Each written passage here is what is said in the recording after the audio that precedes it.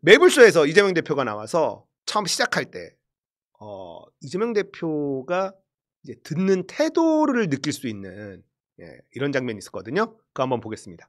솔직히 뭐 미래 권력으로 많은 사람들이 지금 생각하고 있고 그리고 대한민국 가장 큰 정당의 대표시고 그러다 보니까 주변에서 사실 쓴소리하는 사람들은 없죠. 그리고 쓴소리 솔직히 들으면 기분 나쁘시죠. 아닌데요? 에이. 그게 약간 다른 점인데. 네네네.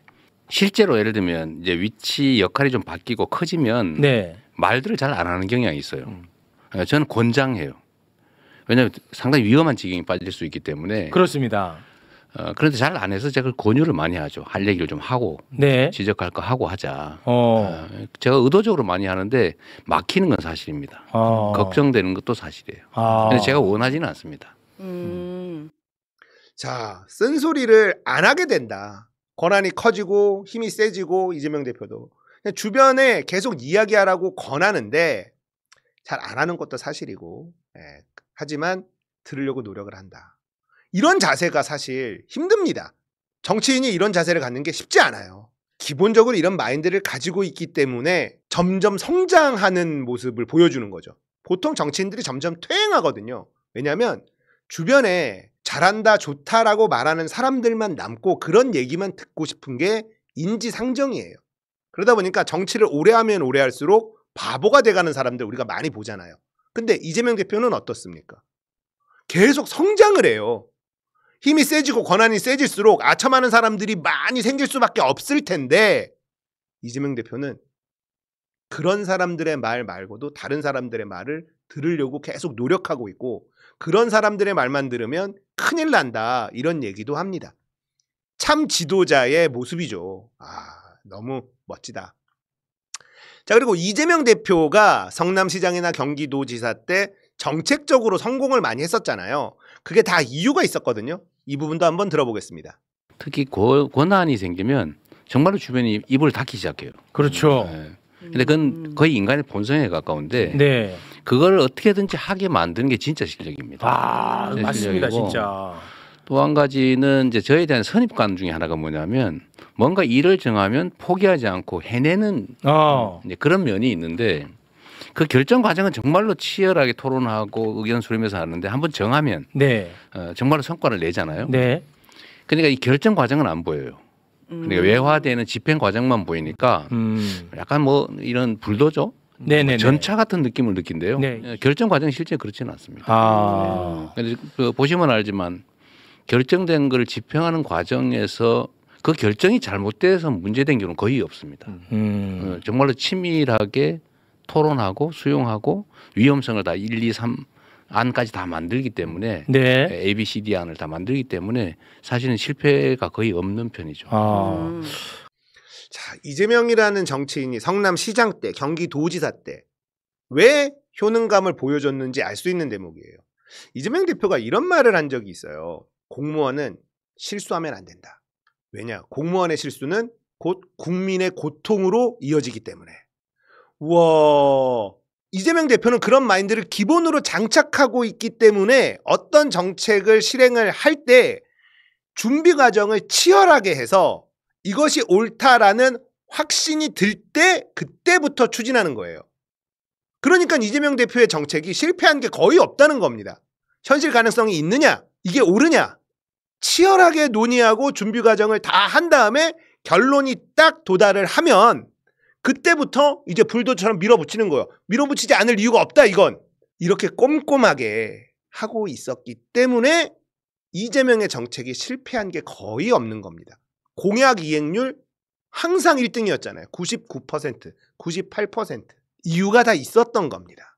저는 총선이 정말 스트레스였어요.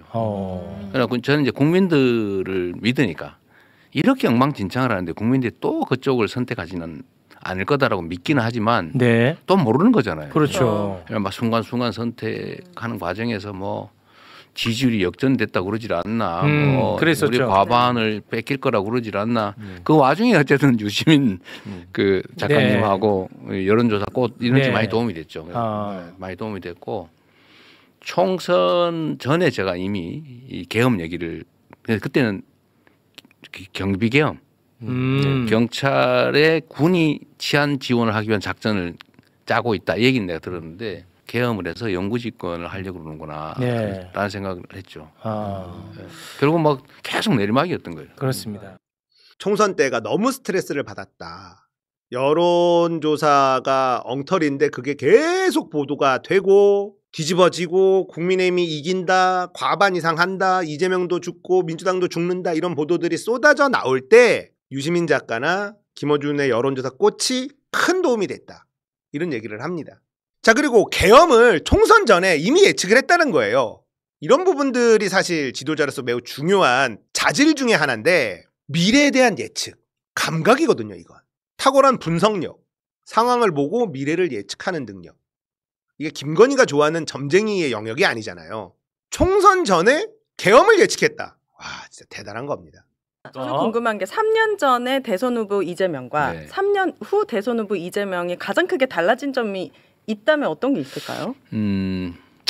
많이 달라졌죠. 달라지신 것 같아요. 많이 뭘로 말로 달라졌고, 표현할 수는 없는데.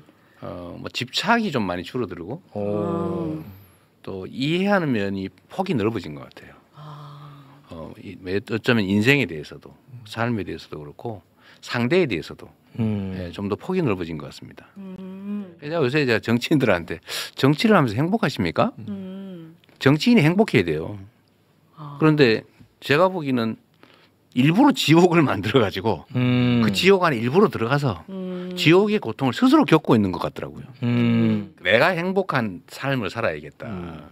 제가 행복한 삶을 사는 방법은 인정받는 거예요. 물론 이제 인간의 본능 중에 하나이기도 합니다. 인정 욕구라고 하는 게 저는 그때 행복하거든요. 존재를 인정받을 때 외산이가 아니고 참으로 유용한 사람이다. 라는 얘기를 제가 행복하니까. 3년 전과 달라진 점, 뭐 여러 가지 위기를 겪고 하면서 여유가 생기고 뭐 그런 것도 있고. 근데 되게 인상적인 얘기를 하시죠. 정치인이 행복해야 된다. 나는 언제 행복하냐? 인정받을 때 행복하다. 참, 무슨 정치인이 이런 말을 하지? 정치인이 정치를 하면서 행복하지 않으면 국민이 행복할 수 없다라는 얘기예요. 중요한 말이죠. 진짜 중요한 말입니다. 오윤혜 님도 김경수와 있을 때는 다르게 표정이 계속 웃고 있어. 그리고 성남시장 시절에 내가 제일 행복했다라고 이야기하는 대목이 있는데 이때 이재명 대표의 표정이 진짜 좋아요. 한번 보겠습니다. 진짜 야 그래 뭐 나 정도면 행복하다 이런 생각을 하고 지금 정치를 하고 계시는 거예요 실제로? 지금은 아니죠. 아니죠. 네, 그럴 수가 없죠. 과정이고 네. 사실은 엄청나게 고통스럽기도 하고 이건 힘들기도 못 견뎌. 한데 목숨이 왔다 갔다 하기도 못 하고. 견뎌 이거는. 생각해 보면 제가 성남시장 때가 제일 행복했어요. 그래요? 지금도 그 얘기하면 남들이 그래요. 그 얘기할 때 제일 행복해 보이네. 그렇습니까? 근데 곧 그런 시절이 올 수도 있지요. 다시 성남시장 하시게요? 그거 아니시죠? 거기에 돌아가기 어려워. 최악의 방법이다. 뭐 하는데 지금? 아니 너무 좋아하신다고 경험 대통령도 하고 성남시장도 할 수도 있나? 이거는 정말 오윤회만 할 수 있는 발언입니다. 네. 제가 아쉬운 게 또 하나 뭐냐면 바로 사색됐습니다. 경기도지사를 알고 생각해 보니까 3년밖에 못 한 거예요. 네. 네. 3년 한 4개월을 했나 그 정도. 되게 아쉬워요. 그렇습니까? 네. 너무 짧은 시간. 저는 사실 그때 당시에 꼭 대통령선거를 나가겠다 생각하지 않았거든요. 그래요? 네, 갑자기 온 거예요. 맞아요.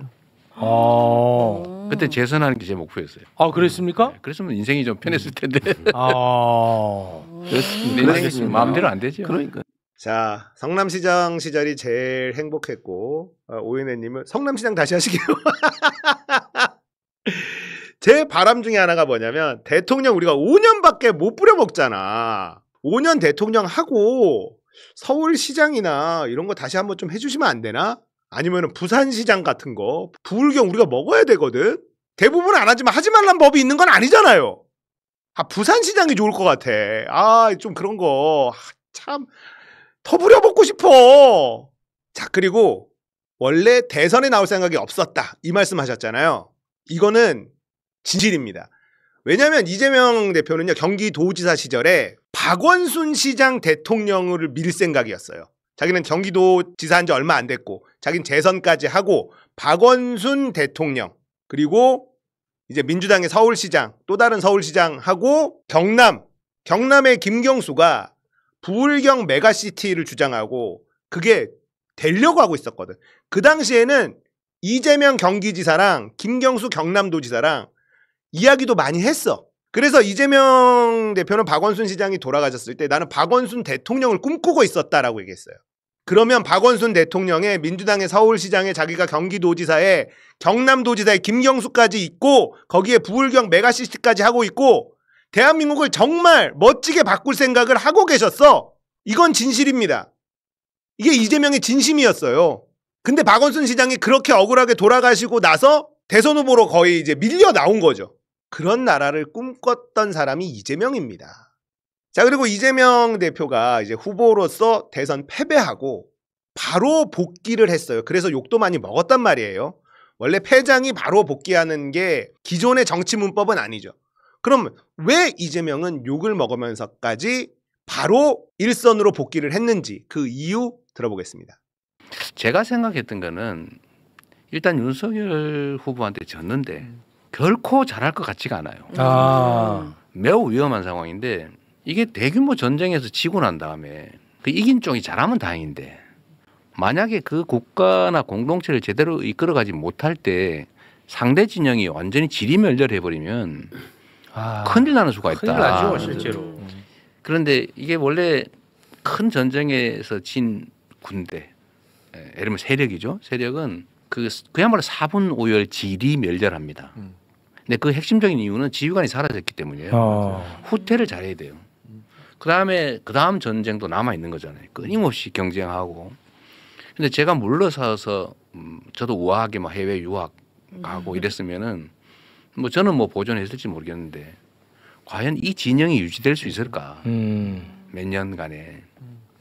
그래서 저는 이 대오를 유지하는 게 중요하다고 생각했어요. 대오를 유지하고 신속하게 재정비하고 다음 지방선거도 사실은 있고 그다음 총선도 있고 그다음 또 많은 전쟁이 벌어지는데 물러서 있는 게 과연 우리 진영 전체에 도움이 될까? 엄청난 비난이 쏟아질 걸 감수하고 현실적으로 논의도 많이 했죠. 네네네. 참모들. 그때 반대하는 사람이 훨씬 많았어요. 압도적으로. 측근들이요? 네, 소위 측근 참모라고 부르는 분들이. 그렇습니까? 그래서 결국은 뭐 떠난 분도 있죠. 그랬나요? 네, 떠난 분도 있었는데 지금 지다고 생각해 보면 잘 판단했다는 생각이 들어요. 결과론적으로는 그래 보입니다. 네. 놀랍지 않습니까? 비난을 감수하고 대선 패배한 정치인이 바로 일선으로 복귀한 이유는 이런 내용이 있었다라는 겁니다. 결과적으로는 대성공이었죠. 이때 또 이동영 작가가 판을 쫙 깔았어요. 판을 깔았고 송영길 전 대표가 그걸 또 받아줬습니다. 송영길이라는 정치인이 진짜 재평가받아야 되거든요. 그렇게 보궐선거로 국회에 입성을 하고 당대표로 들어가고 근데 그걸 안 했으면 만약에 이재명이라는 정치인이 대선 패배하고 뭐 미국 유학을 가거나 그런 행보를 했으면 윤석열이 바로 잡아들였습니다.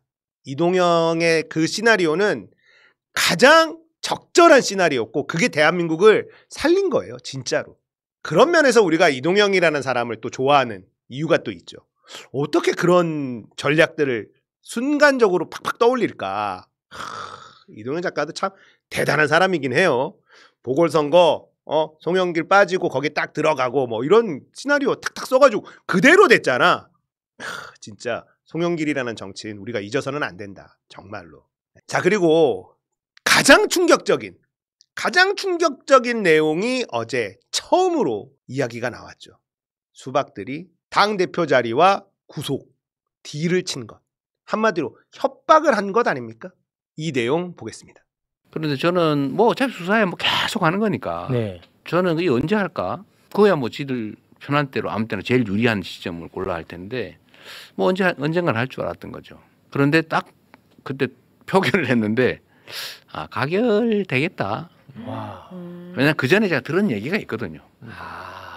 그 검찰이 수사하는 과정에서 벌인 일, 타임 스케줄에 따라서 한 일 이런 것들하고 당내에서 이렇게 저렇게 움직이면서 나한테 비공식적으로 요구한 거, 협상으로 제시한 거 이런 걸 맞춰 보니까 이미 다 짜고 한 짓이거든요. 누가 당내 일부하고 검찰이요? 거의 비슷하게 맞춰져 있더라고요. 에? 이건 너무 아니 뭐 짰다는 증거는 없고. 그러니까 그렇게 추측이지. 이제 추정하신다는 거죠. 이렇게 연관성이 있어요. 타임이. 아니 민주당이 예를 들면 6월달에 누군가를 만났는데 그분이 저한테 사법 처리될 거니까 당 대표를 그만둬라. 그만두지 않으면은 뭐 일이 생길 것 같으니까 본인을 위해서나 당을 위해서나 사퇴를 해라. 민주당 의원이요? 민주당에서 뭐 유력한 분이 그렇게 아. 얘기를 해서 시점도 정해줬단 말이에요. 언제까지? 와 이렇게 시한을 주고. 네. 와, 야 이거는. 근데 그게 나중에 보니까 영장 청구 시점하고 딱 거의 맞아 떨어져요. 소름. 이거 뭐야? 이게 다 이렇게 나중에 알게 된 사실인데 그때는 추측만 했지만 나중엔 거의 확신하게 된 거죠. 야, 이게 가장 충격적인 내용이었죠. 이게 뭐야? 자, 날짜를 딱 정해놓고 딜을 쳤다. 협박을 한 거죠. 당대표를 포기하지 않으면 구속된다. 이렇게 협박을 한 거예요. 이때 당시에 있었던 일들 잠깐만 짚어보겠습니다. 3월 달입니다. 이재명 거치 늦여름 초 가을 정도에 판단하게 될 것. 이거 좀 소름 끼치죠. 이것 때문에 고민정도 연관돼 있는 거 아니야? 이런 얘기를 했고 이건 3월 달에 벌써 이 얘기가 나온 겁니다. 그리고 다들 알았던 내용, 이 당시에 파다하게 돌았던 내용이 뭐냐? 이때입니다. 이때 당시에 원내대표인 박광온, 이재명 대표가 단식 투쟁을 하면서 거의 사경을 헤매고 있을 때 찾아갑니다. 이때도 딜을 했다라는 얘기가 파다하게 돌았어요. 당대표를 내려놔라. 지금 사경을 헤매면서 투쟁하고 있는 당대표에게 박광온 원내대표가 와서 마지막 딜을 했다. 이런 얘기가 이 당시에 파다하게 돌았습니다. 그러면 그 전에 이 얘기를 한 사람은 누굴까? 박광온일 가능성도 있고 아닐 수도 있고 지금 알 수는 없죠. 그러나 이 당시 생각해보면 박광온 원내대표 체포동의안 가결되고 난 다음에 당원들하고 동료 의원들의 비판에 못 이겨서 쫓겨납니다. 원내대표에서. 원내대표를 내려놔요. 버틸 수가 없어가지고. 박광온이 매우 깊숙하게 관여했을 가능성이 매우 높죠. 기억을 떠올려 보면 박광온이 거의 쫓겨나요. 원내대표에서. 그러니까 박광온이 대장이다. 박광온은 대장은 아니죠. 이 세력들이 있었죠. 예, 이 세력들. 수박들이라고 불리는. 이재명을 계속 흔드는 사람들이 있었죠. 그리고 거의 피꺼소 타는 이런 발언도 있었죠. 비명계, 가결표로 방탄 탈피했다. 표창을 줘야 할 판이다. 김종민, 이원욱 이런 애들이 이재명 체포동의안 가결된 것 때문에 방탄 이미지를 벗은 건 우리 덕이다. 와, 이런 개소리를 하고 싹 다 날라갔죠. 사람입니까? 사람도 아니죠. 이런 일들이 있었다. 예, 과거에 있었던 일 한번 환기시켜 드렸고요. 이 위기 상황에서 수박들이 흔들고 당대표 내려놓으면 목숨은 살려줄게, 구속은 피하게 해줄게 이런 협박을 다 뚫고 결국은 살아남았는데 이때도 이재명이라는 정치인은요. 치밀한 전략을 세우고 이 판을 돌파 시도한 겁니다. 자, 이 내용 보겠습니다. 그리고 그때 당시에는 내가 그걸 거절했기 때문에 네. 사퇴하면은 봐준다. 네. 사퇴 안 하면은 영장 동의해서 구속시킨다. 그래서 저희는 그럼 구속되면은 내가 옥중에서라도 내가 사퇴하지 말아야지 뭐 이런 계획도 다 짜고. 와 대단하시다 진짜. 파워 J 스타일. 아니 그러니까 진짜 대단하셔. 그거를 이제 왜냐하면 A안 B안 네. 만약의 경우에 안 다 해놓고 우리 최고 지도부들하고 다 의논해서 비상사태가 벌어질 가능성이 높으니 그때는 이렇게 하자 뭐 이런 거 다 해놓고 했는데 가결된 거죠. 예상한 대로. 다만 제가 그때 반대할 거냐 찬성할 거냐 그러면 가결을 해달라 이렇게 공개적으로 요구를 해서 그럼 부담 없이 가결을 해서 넘어오면 법원에서 영장이 기각될 가능성이 좀 높아지죠. 왜냐하면 국회가 내가 요구해서 가결한 거니까. 그런데 반대로 내가 부결해 주세요. 근데 가결이 돼버리면 영장 발부 가능성이 훨씬 높아져요.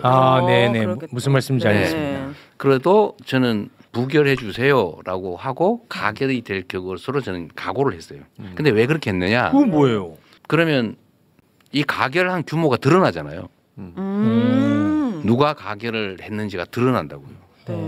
그런데 만약에 가결해 주세요에서 전원이 동의를 해버리면 가결한 사람이 드러나지 않잖아요. 전략가시는. 아니 그거 드러나서 뭐 하시려고 그랬어요? 책임을 물어야죠. 아 책임을. 이게 내가 개인적 감정이 있는 게 아니고. 그건 아니고. 당이 살려면 이게 민주당이라고 하는 거를 사적 욕망의 도구로 쓰고 상대 정당 또는 이 아주 폭력적 집단하고 암거래를 하는 이 집단들이 살아남아 있으면 당이 뭐가 되겠어요? 그래서 저는 구속 가능성이 높아지는 걸 감수하고 부결 요청을 해서 가결 동의자를 최소화하고 거기에 대해서는 우리 당원과 국민들이 책임을 물을 거라고 본 거예요. 진짜 그렇게 생각하신 거예요? 사실은 우리 같이 상의한 사람 다 있어요. 그래서 결국 그렇게 됐죠. 그렇게 됐죠. 제가 그들을 구체적으로 제거하지 않았지만 결국은 행위에 대해서 당원들이 책임을 물어야 책임을 지는 게 이게 민주적 정당이죠. 와 소름 끼치잖아요. 이 당시에 윤석열 정권하고 국민의힘은 어떻게든 이재명 구속시킨다 였습니다. 뭐 그거야 뭐 다 아는 사실이고 1차 부결됐을 때 체포동의안이 근데 찬성표를 던진 애들이 꽤 있었단 말이에요. 20명 그리고 기권도 10몇 명에서 한 30-40명 이 정도가 될 거다. 그리고 이제 다음번에는 가결되겠구나. 왜냐하면 자기한테 딜친 애들이 자꾸 있었으니까 실제로 와서 언제까지 시한을 딱 정해주고 언제까지 당대표를 내려놔라. 그러면 구속되지는 않게 해준다. 뭐 이런 식으로 얘기를 했다는 거 아니에요. 협박을. 자, 그 상황에서 방탄이다라는 프레임에 공격을 당하고 있는 그 상황에서 이재명 대표가 나 체포동의안 가결해 주세요. 이러면 법원 가서 구속영장이 기각될 확률이 더 높아진다는 거예요. 나는 떳떳하다. 방탄하지 않는다. 숨어있지 않는다. 라고 하면 구속은 뭐예요? 증거인멸, 도주 우려 아닙니까?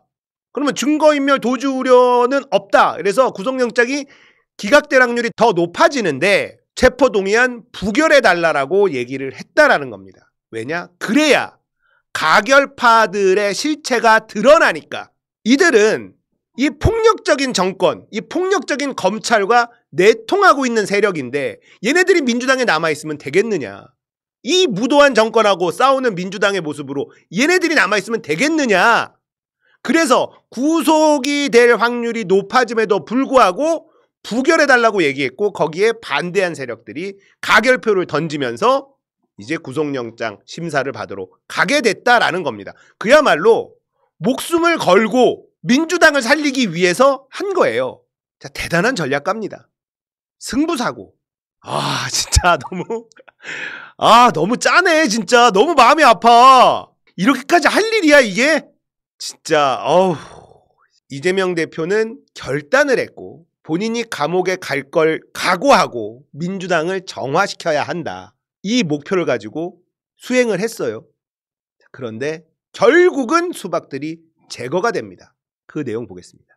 하필이면 그 시점에 그 논란이 있던 시점에 소위 민주당의 의원 평가가 이루어졌어요. 그 시기가 그거 하는 시기예요. 이게 겹쳤어요.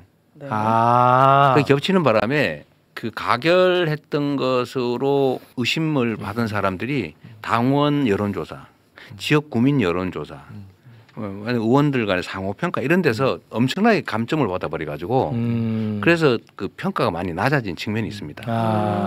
우리가 일부러 뭘 한 게 아니고 그러니까 이재명의 사감으로 한 것이 아니라 시스템에서 했는데 그게 맞아 떨어져 버린 거예요. 제가 총선 공천 과정에서 당이 엄청나게 많은 교체가 이루어졌는데 후보 교체가 이루어졌는데 소위 배제한 사람이 7명밖에 없어요. 그것도 나름 이유가 있는 사람이 4명이고 그냥 정부적 판단으로 배제한 사람은 3명인가밖에 안 됩니다. 나머지는 다 경선했는데 당원들이 다 가려내버린 거죠. 자, 이 수박들이 머리가 나쁘다. 딱 이렇게 가결표를 던져서 당 대표를 검찰의 아가리에다가 쑥 던져버렸어. 그 타이밍이 다음 총선 평가, 의원 평가하는 시점이었는데 의원 평가를 어떻게 하냐. 동료 의원들이 평가를 내립니다. 그리고 당원 여론조사, 지역구민 여론조사로 평가를 내려요. 가결표를 던졌다고 알려진 사람들이 엄청나게 나쁜 점수를 받을 수밖에 없겠죠. 특히나 동료 의원들 평가가 되게 중요한데 동료 의원들이 열받아가지고 다 빵점을 줘버리는 거예요. 아니 아무리 그렇다 하더라도 당대표를 체포동의안 가결해주는 인간이 말이 되냐. 아니 라인이 다르다 하더라도 이거는 선 넘었다 해서 중간지대에 있는 의원들조차도 가결표 던진 애들한테 다 빵점을 매겼다고 합니다. 동료 평가 빵점. 그러니까 박용진 같은 애들이 못 이기는 거예요. 점수가 너무 낮으니까. 거기다가 당원들 열받았죠. 이재명 대표가 노린 그 노림수대로 흘러갔고 당원들과 동료 의원들에 의해서 싹 다 제거가 됐습니다. 물론 싹 다 제거된 건 아니지. 많이 남아있지만 엄청 많이 덜어냈습니다. 이재명의 이 전략가적인 기질 그리고 승부사적인 기질 대단하다. 정말 대단하다. 그 덕에 지금 22대 민주당이 완성이 된 거예요. 세상에 나는 민주당이 이렇게 일 잘하는 모습을 본 적이 없다니까. 지금 국가기관 신뢰도 조사하면 국회가 꼴찌가 아니에요. 원래 압도적 꼴찌였어요. 모든 국가기관 중에 제일 신뢰도 떨어지는 게 국회였습니다. 10%대. 지금 40몇 %예요. 44%? 국민의힘이 잘해줬겠어요? 아니지. 민주당만 잘하잖아요. 이런 적이 없습니다. 이 당시에 본인의 목숨이 왔다 갔다 하는 절체절명의 순간에 본인을 던지는 결정을 내린 이재명의 이 판단. 이걸로 22대 국회가 민주당이 만들어진 겁니다. 진짜 엄청난 거예요. 이건 진짜 승부사도 이런 승부사가 없는 겁니다. 본인이 무슨 일을 당하더라도 민주당은 살려야지 후위를 도모할 수 있다. 참 가능해? 진짜 가능합니까 이거? 아 참나. 자 이렇게 얘기를 계속 하다 보니까 최욱이 잼며들기 시작합니다. 최욱이 이재명에게 잼며들기 시작하는데 이거 보겠습니다. 체포동의안 사태 때 얘기를 좀만 더 드리면 네. 일단 이제 여러 가지 복합적인 생각을 할 수밖에 없는데 이 리더라고 하는 거는 자기 중심으로 판단을 하면 대세를 그르치는 경우가 많아요. 이 대회전이 벌어질 때는 다 던져야 되거든요. 네. 이제 조국 교수가 가끔 쓰는 말인데 육참골단이라고 네. 살점을 주고 뼈를 취하는 겁니다. 네. 그래서 정말 핵심적인 걸 남겨놓고 나머지 다 던져버리는 거예요. 제가 이제 구속될 가능성이 높아진다고 하잖아요. 이론적으로 그렇거든요. 네. 그런데 이제 최종적으로는 사법부의 판단이 일단 남아 있고 저는 이게 증거가 없다 이게. 아니 제가 얼굴도 모르는 사람한테 100억 주라 그래서 그 사람이 덜렁 그 돈 욕심 많은 분이 100억을 아무 이익도 없이 줬을 리가 없잖아요. 북한에다가요. 네. 네. 어쨌든 그게 핵심인데 아무런 증거도 없고 형식적 증거도 없으니까. 그래서 이거는 가능성은 여전히 남아있지만 높긴 하지만 남아있고 대신에 이걸 덮어버리고 하면 영영 죽는다. 잠깐 내가 편할지는 몰라도 이걸 덮어서 타협해서 그들이 다 그 안에 숨어서 민주당의 여전한 권력을 상당 부분을 갖고 있으면 네. 총선은 어떻게 할 거며 네. 그다음에 저 윤석열 저 정권을 상대로 어떻게 대오를 유지해서 싸울 수 있겠냐. 불가능하잖아요. 네. 그래서 어쨌든 이걸 정리를 안 하면 결국 죽는다. 잠시 살다 사거리 다 전멸하는 수가 발생하기 때문에 그 가능성이 높더라도 위험을 감수하는 대신에 저쪽을 드러내면 당원들이 골라낼 거고 그러면 제가 일시 제거되더라도 당은 산다. 총선에서 이긴다. 그래서 대행체제나 이런 거 다 나름 다 준비해 놓은 거죠. 그래요?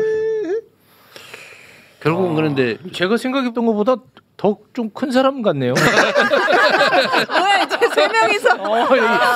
요거는 진짜 내가 상상하지 못했던 이야기예요.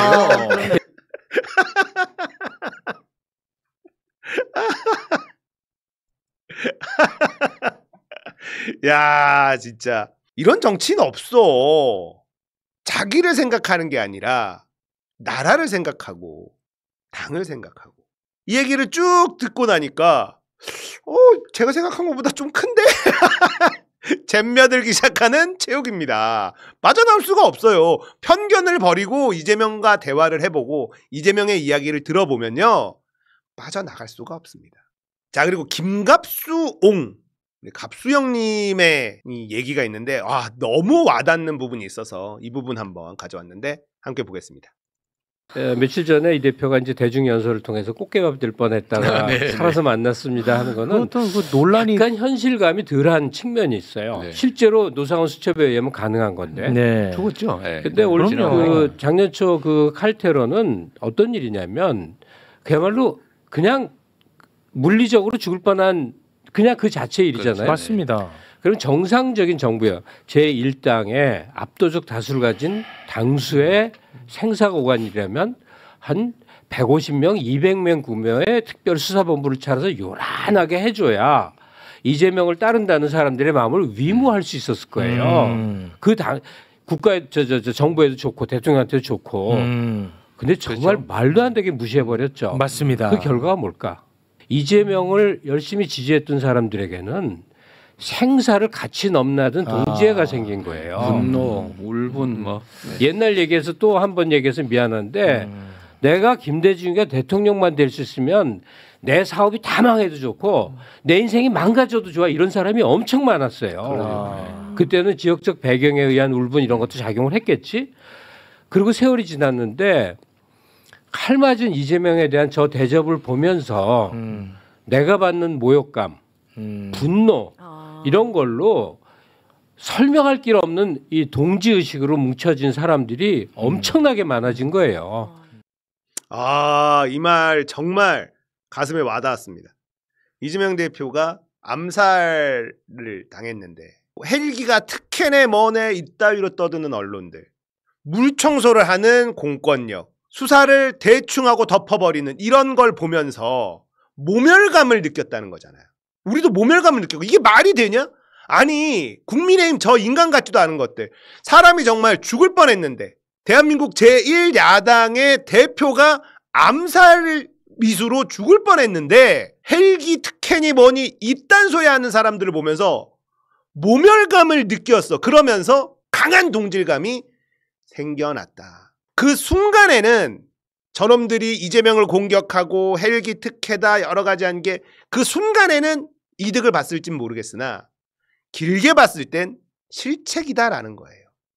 우리가 더 단단해지고 우리가 더 단단해지니까 이게 중도로 퍼져나가고 김대중을 지지했던 사람들, 내 사업이 망하더라도 내 인생이 망가지더라도 김대중 대통령 되는 걸 꼭 보고 싶다 하는 그런 사람들이 많았는데 지금 이재명이 대통령이 되는 걸 꼭 보고 싶다. 내가 안 되더라도 내가 망하더라도 이재명 대통령 되는 걸 꼭 보고 싶다라는 사람이 이때 당시에 확 늘어났다. 모멸감 때문에. 동의합니다. 갑송이 가끔 논란을 일으키는 발언들을 합니다만 기본적으로 매우 통찰력이 있는 분이에요. 똑똑하고. 그죠? 이 말에 너무 공감이 되더라고요. 되게 고마운 발언이었다라는 생각이 들어요.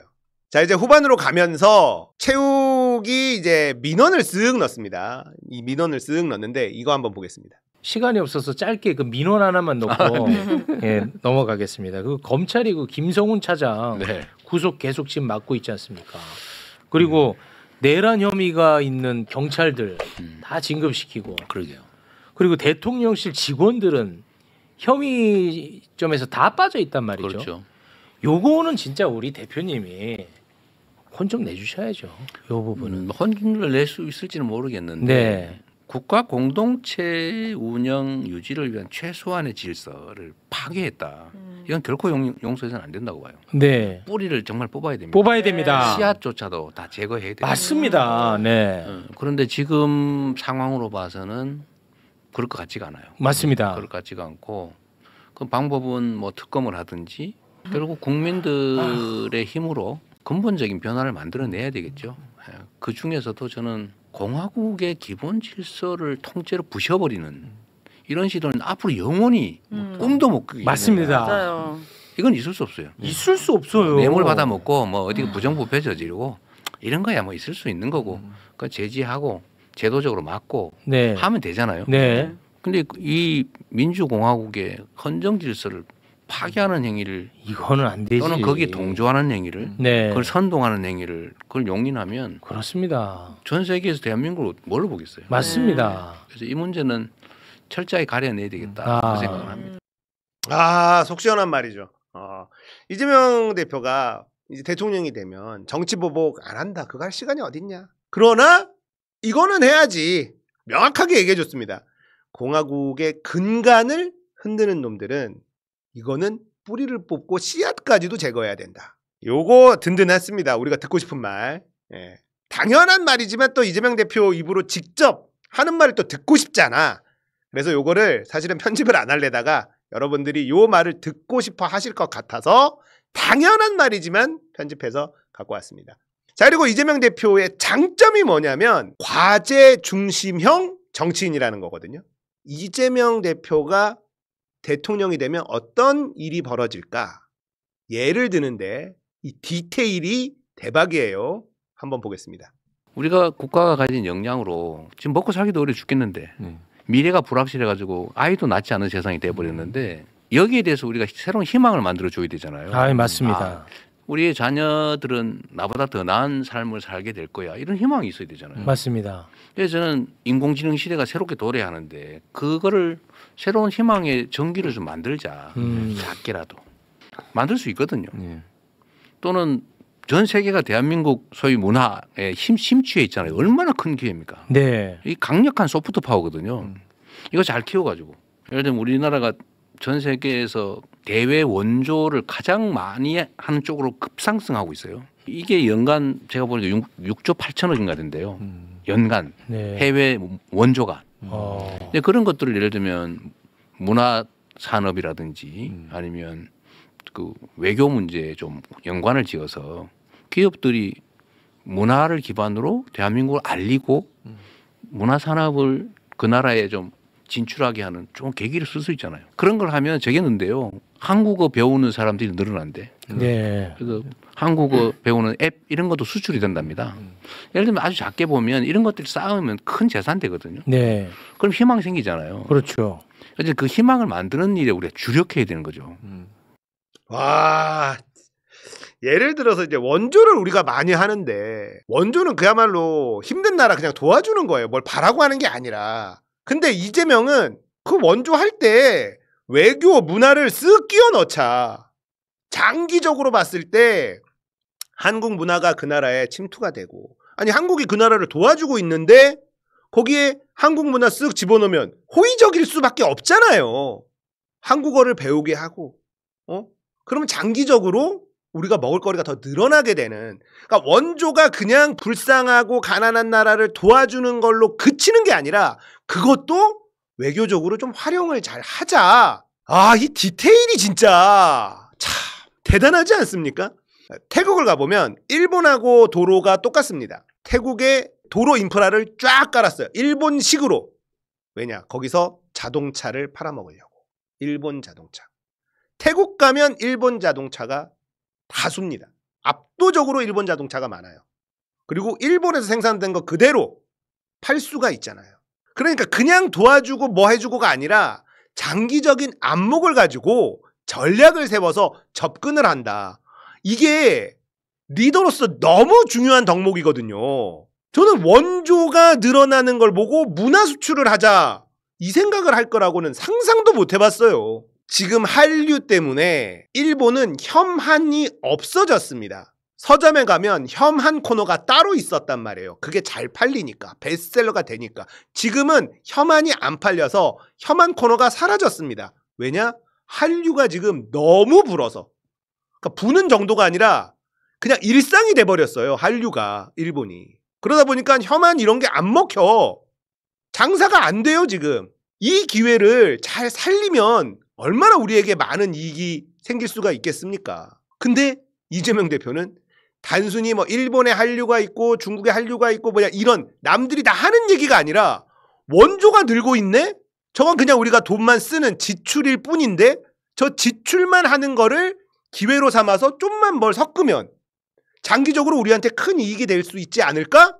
야, 이런 생각 누가 하냐고. 나는 이재명 대표의 이런 디테일에 탐복을 할 수밖에 없어요. 이런 사람이 대통령이 돼야지 누가 대통령 하겠냐고요. 정말. 자, 이재명 대표가 이제 마무리 발언을 합니다. 그 사이사이 중간에 또 좋은 얘기들이 다 있었지만 여러분들 다 아시는 내용 같아서 뺐고 마무리 발언 하는데 요거 한번 보겠습니다. 대한민국은 정말로 위대한 나라입니다. 그리고 그 속에 대한민국 국민들이 정말로 위대한 국민들이에요. 네. 전 세계 역사를 통틀어서요. 현실 권력을 정말로 피 한 방울 흐리지 않고 유리창 하나 깨지 않고 주먹잡이 한 번 안 하고 정말 이 평화적인 방법으로 혁명을 완수한 예가 없어요. 그런데 우리는 두 번째 하고 있는 중입니다. 맞습니다. 정말로 위대한 사람들이에요. 네. 12월 3일 그 내란의 밤 그 군사 쿠데타를 저지하는 그 과정 그리고 12월 14일에 탄핵 의결을 만들어낸 것도 국민들이 만들어낸 거잖아요. 엄청난 에너지, 국민의 열정, 그다음 민주적 소양 이런 것들이 대한민국을 지금까지도 엄청난 새로운 역사를 세계사에서 새로운 역사를 써왔지만 앞으로도 정말로 새로운 큰 역사를 만들어 나갈 겁니다. 네. 저는 우리 국민들의 그 위대함을 언제나 믿거든요. 다만 정치가 문제죠. 언제나 얘기한 것처럼. 그런데 이번에 정말 기회가 만들어지고 있는 중입니다. 이런 사소한 반동적 뭐 책동이라 할까? 반동적인 시도들을 용납하지 않아요. 정말 제정신이 아닌 사람들이 그 역사의 그 도도한 흐름에 한번 저항해 본 거예요. 당랑거철처럼. 어차피 이제 맞닥뜨린 상황인데 기왕이면 새로운 기회로 만들어야죠. 저는 이게 전 세계에서 대한민국 군사 쿠데타를 야, 세계 10대 경제 강국에서 뭐 군정을 하려고 쿠데타를 해서 정말 웃기죠. 반면으로 저거를 피 한 방울 흘리지 않고 국민들이 응원봉을 들고 저걸 이겨낸단 말이야. 저는 민주주의의 새로운 역사를 쓰고 있다고 봐요. 대한민국 민주주의가 아니라 세계 민주주의 역사에. 그래서 이 민주주의의 모범적 사례들을 저는 전 세계에 우리가 수출하게 될 거라고 봐요. 엄청난 힘으로 파급될 거예요. 그게 우리의 힘이죠. 대한민국은 민주주의 아마 메카가 될 겁니다. 네. 또 문화의 메카가 되겠죠.